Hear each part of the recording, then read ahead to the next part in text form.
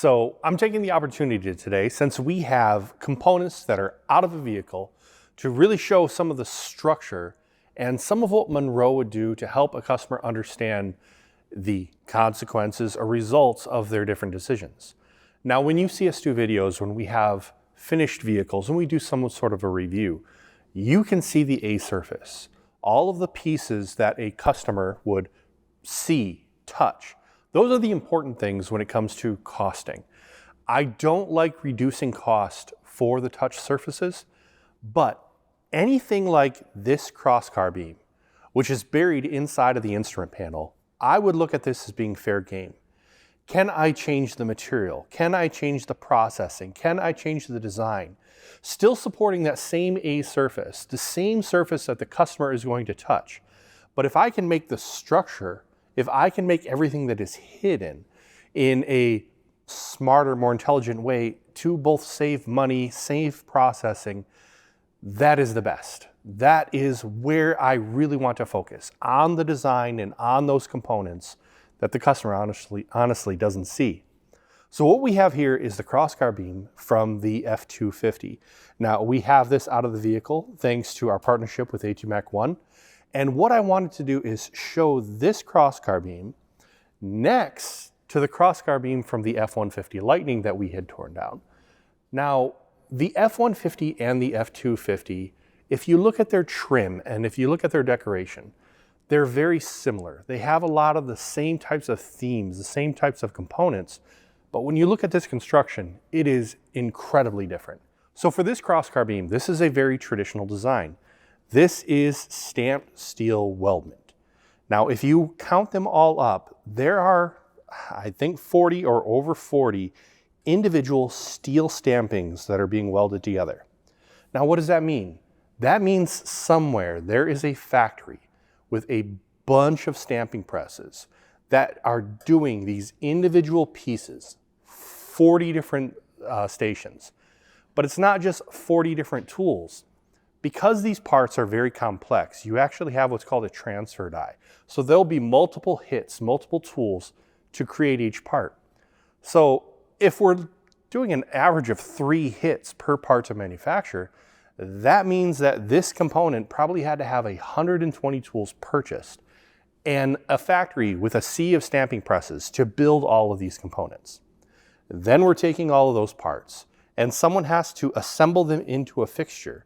After they are assembled, there is a tolerance of that fixturing across everything within this. Then you have to come through and every one of these welds has to be performed. That is a lot of processing, that is a lot of tools, that is a lot of assembly labor. But depending on where you do it, depending on what your reasons were, like, is this going to be created close to the final assembly plant? Is it far away? Are we going to have a different facility do the welding while other facilities are doing the stamping? This may make sense. Now, a natural progression is to this design. This is a cast magnesium beam. Now, this is all one piece. The nice thing about that is one big tool making one part. So I'm not paying for all those individual stampings. Now, the good thing about going to a cast magnesium is you can eliminate all of those individual stampings and all of that individual operation. Remember, on this F250, the operation was mostly all welding. Where they had a problem was they made a crosscar beam, this magnesium structural beam, that did not actually reach out to all of the A-surface components. They had over 20 additional steel brackets that they then had to bolt to this crosscar beam. So the welding is actually lower cost than someone actually having to drive bolts and screw this all together. So though they went with an approach that could have saved money, the execution ended up not. So we see here, this is that cast magnesium crosscar beam from the Ford. Now, if we look at this, we think that we see a lot of integration. They were able to take all those brackets and put them into one component. Here's the raw material, the zinc that this is made from, and then here's my process. You can see my total process cost is rolled up here. So I can look at this and I can say, okay, by executing this design, I have a part that costs roughly $55 in total, and then I see what portion of that was processed, what portion was the raw material. But unfortunately for this particular design, it does not tell the entire story. As you see here, there is a sea of additional metal brackets that were necessary for this individual design. Now, when we look at this stuff, we try to go as deep as we can. So looking at this bracket, this is a bracket that weighs basically 0.15 kilograms. But you notice its shape. When they cut this out of a piece of steel, there's a lot that has to be thrown away. We take that into account. So when we drop this down, we can see the raw material that was used, the stamping process that was used, going all the way down to where we know that this is a progressive die stamping and that this is basically can be produced on a 200-ton progressive die stamping press. We try to go into as much detail so that we know what levers we can pull, what things are actually affecting the cost. When we look at all of these many brackets, yes, this is a bracket that costs $1.12 to produce. But then we have the fasteners that we're installing with. Then we have the process of actually installing this. We have the bracket, which we are picking up out of some sort of a box, some sort of a container. We are now placing it onto the crosscar beam. We have those additional fasteners. We are picking up some sort of tool. We are securing that bracket in place and moving between the two different bolts that were used. All of this process rolls up to 61 cents, more than half the cost of the part itself just to install that part. And unfortunately, this is replicated in more than 20 instances. So when we look at that total cost for that cast magnesium crosscar beam, because it was lacking a lot of integration that it could have had, we have nearly doubled the cost of the unit in total because of all these additional brackets. But we have some problems with cast magnesium as well. Magnesium is an expensive material. I cannot change this unless I want to pay for an entire new tool. Whereas this, if I just need to change this bracket, everything else can stay the same and I just change this bracket. So I have to be able to plan ahead and I have to be able to understand what are the effects of my decisions. But the stamped steel and the casting is not the only thing. There are other options. So we're looking at pretty much a progression. We have the steel stamping, which is very traditional design, but they wanted to save a little weight. So another customer, rather than using a steel stamping, this is aluminum, very lightweight. But here's the problem. They had to pay extra for this weight savings. But the problem is they're using the same type of tools and the same type of construction as this steel beam. They had to build a tool for every single one of these pieces of stamping, and then they had to weld everything together. So I'm not saving anything in process, and I'm paying more money for the raw material, so this is only going to cost more than my steel. Then they went to a design similar to this. This has a hydroformed aluminum core that an injection molding is applied directly to it. So this is an insert right into the injection mold tool, mold one big part. So just like my cast beam that had one big casting tool, well now this has two, one to form the aluminum, one to form the plastic. It is lightweight, but the other benefit is I can incorporate a lot of the attachments directly into that plastic beam. There is a progression even farther than this. That hydroformed aluminum is an expensive process and it's not a common process. So here we're doing a single steel stamping and then overmolding that. So we're taking the benefit of a low-cost steel stamping. We are now overmolding that. So the steel is giving us our structure. All of these different legs are giving us our attachment out to our A surface. And then there are all of our mounting positions to attach to those A surface components.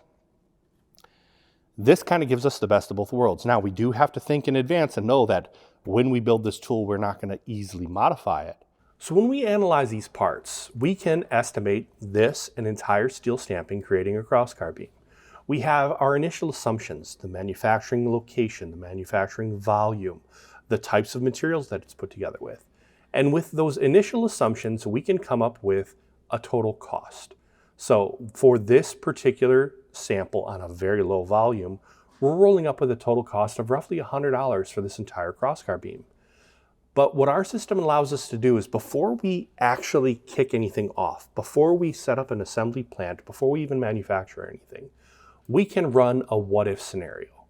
And a what-if scenario, we can take all of the assumptions that we previously laid out. We can then apply a new assumption, either a new material, a new process. By applying those new assumptions, we can then recalculate and come up with something that is very, very similar, but now goes down to a cost of just under $40. Again, the benefit of this is to do it before we actually produce any parts, before we kick off the tooling, before we invest the cost into our manufacturing. We can analyze, are we really building the right product? And the software within Munro and the people within Munro mostly help us to understand every step, every material, and give you a business case.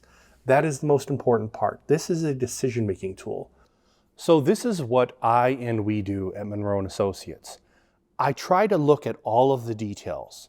Some of our customers will have an existing design, and we look at their design and try to save them money on their design.